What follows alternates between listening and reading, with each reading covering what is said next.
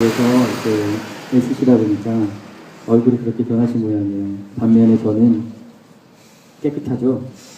이런 걸 구약의 예언자들이 회칠한 무덤 같다고 그렇게 말했습니다.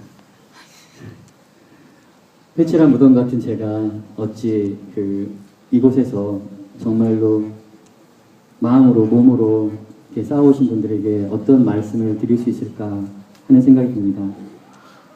오늘 헤로데 왕의 이야기를 듣습니다. 사실 헤로데가 자기 딸에게 이렇게 말하죠. 무엇이든 원하는 것을 나에게 청하여라. 너에게 주겠다. 내가 청하는 것은 무엇이든 내 왕국의 절반이라도 너에게 주겠다. 이거 뻥입니다. 왜냐하면 헤로데는 자기 왕국이 없어요. 이스라엘은 사실 지리학적으로 굉장히 유충지에 있습니다. 말하자면 이집트 문명과 바빌론 문명 사이에 있죠. 그래서 바빌론에서 대제국이 일어나면 그 사람들이 이 이스라엘 땅을 거쳐서 에집트로 들어갑니다. 전쟁이 일어나죠. 이집트에서 또 큰 나라가 생기면 또 이 이스라엘 땅을 거쳐서 바빌론 쪽으로 올라가는 거예요. 늘 전쟁이 있는 나라입니다. 그리고 이 당시에 보십시오.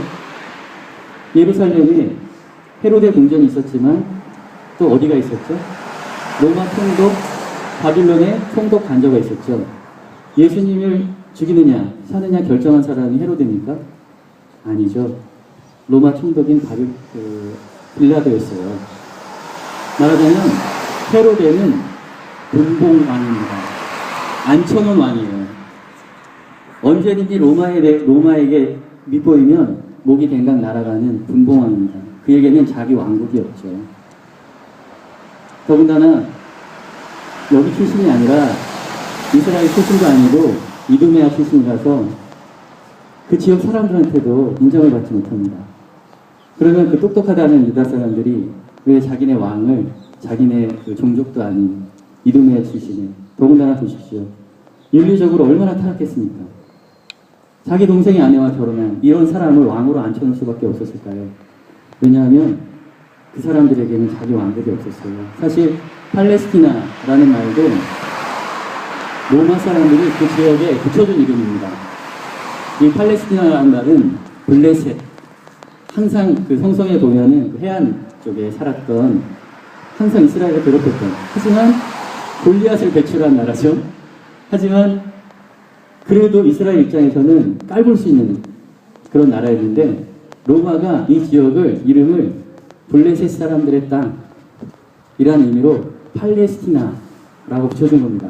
얼마나 자존심이 상하는 일이에요. 그곳에 살고 있는 분봉왕이 오늘 잔치, 자기 생일 잔치에서 그렇게 말합니다. 자기 왕국의 절반이라도 줄 수 있다고. 자기 왕국도 없는 사람이, 그러니까 뻥이죠. 그런데 사실 이 성경을 읽다 보면 이렇게 우리나라가, 우리 조국이 이렇게 많이 떠오릅니다. 우리나라 역시 한반도죠.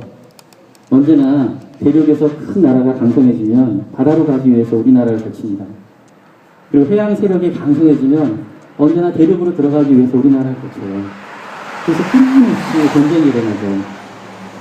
제가 이렇게 농아에서 공부하다 보니까 이 한반도, 상천리 금수강선이죠. 우리에게는 너무나 소중하고 꼭 지켜야 되는 이 땅이 이 서방 세력으로 말하면은 굉장히 중요한 전략적 요충입니다.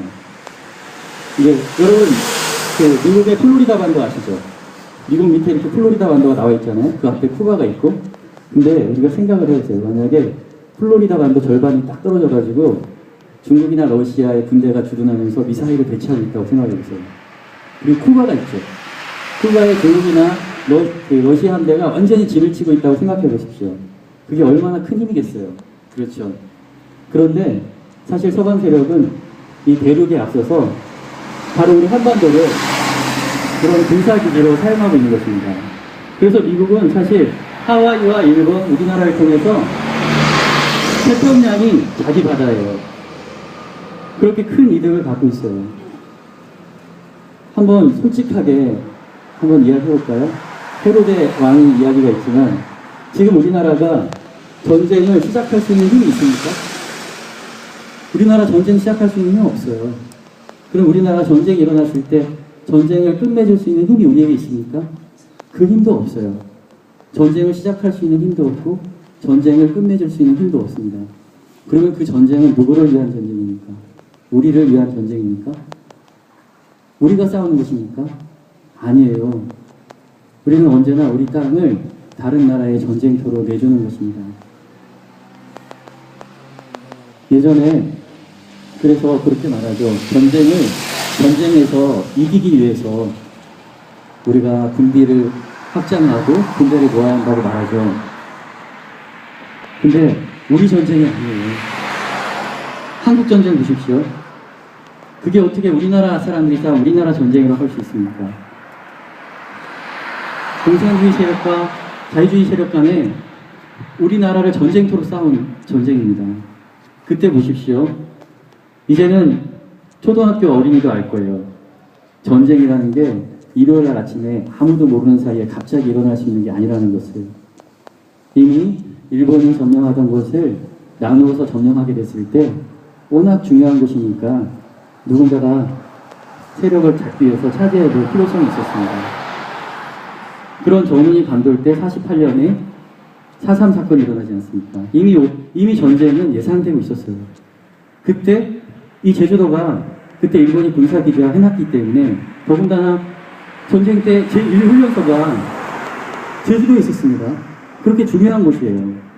이곳에서 문제가 생기니까 그렇게 참혹하게 다 죽이지 않습니까? 말하자면 제주도는 한국전쟁에 앞서서 미리 한국전쟁을 치렀습니다. 너무나 참혹하게. 그런 아픔이 있는 곳이죠. 그런데 다시 이런 갈등, 우리의 갈등이 아니라 정말 강대국군의 갈등 사이에서 제주도가 다시 군사기지의 중심이 되려고 하는 이것을 어떻게 그냥 가만히 바라볼 수 있죠? 더군다나 왜 사람들한테 설명하지 못합니까? 거짓말로 미항이 돌아설 것이다. 경제적 이익이 얼마나 될 것이다. 그 꿈꿈을 주면서 이 제주도민의 미래, 우리 후손들의 핏값을 요구하고 있습니다. 여기에 대해서 우리가 어떻게 받아들여야 할지 생각해봐야 합니다. 사실 전쟁에서 이긴다는 말은요, 아주 소수의 사람들에게는 합당할지 모르지만 대다수의 서민들에게는 전쟁에서 이긴다는 말은 없는 말입니다. 제가 오직한 신부님하고 저하고 고제 때 일본에 방문한 적이 있었어요. 그래서 일본의 미야지라는 곳에 작은 분당에 체험을 갔었는데요. 그 옆에가 바로 마이주르라는 그 일본의 중공업이 발달한 항이 있거든요. 대한해협의 일급항인 그런 도시입니다. 거기에 어떤 박물관이 있냐면 전쟁에서 일본 엄마가 전쟁에서 돌아오지 않는 아들을 한국에서 계속 기다렸던, 그리고 만주나 이쪽으로 이제 전쟁이 참석했던 아들들이 돌아오는 것을 기다리면서 얼싸 안고 무등표 아니면 만나던 그 장소에 일본 군대들이 만주에서 또 다른 곳에서 얼마나 고생했는지를 기념하는 박물관이 있는 거예요.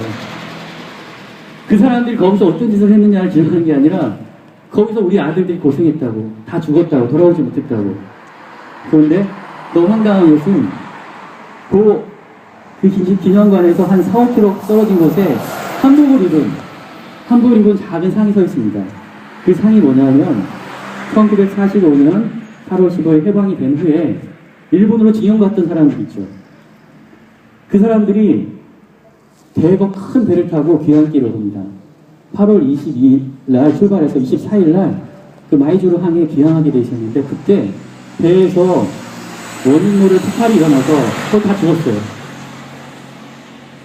일본에서 군대에 파견돼서 만주에서 고생한 아들들을 기념하는 거기서 얼마 떨어지지 않은 곳에 어렵게 일본으로 징용 가서 끌려갔던 사람들이 한국으로 돌아오는 그 배가 폭발해서 침몰하면서 죽은 자리가 있는 것입니다.